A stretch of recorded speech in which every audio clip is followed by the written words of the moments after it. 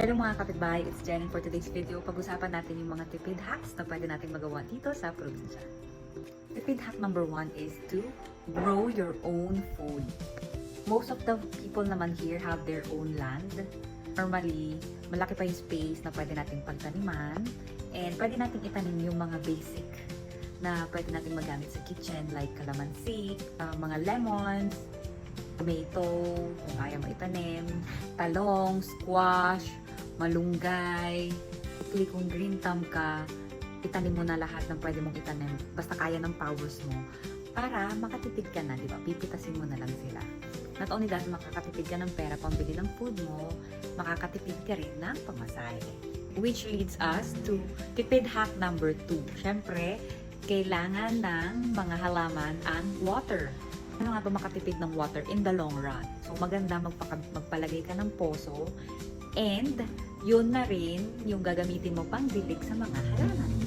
So, di ba, nakatipid ka na sa gym membership, nakapag-exercise ka pa sa pagbubuhat mo ng timba at pag-pump sa poso.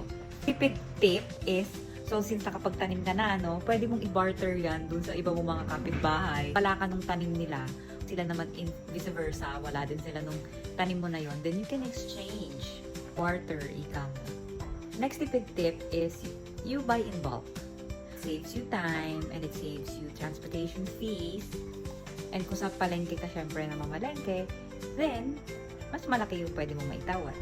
Another tipid tip, since malawak ang pwede mong mapagsampayan ng mga damit mo, better not to use your dryer unless nagmamadali ka talaga tuyo ng damit mo. Pwede mo lang isabit dyan while mabilis na matutuyo. So, it saves you energy. Another tipid tip is pwede mong gawing exercise ang pagdadamo. I've tried doing that and nakakapagod talaga siya.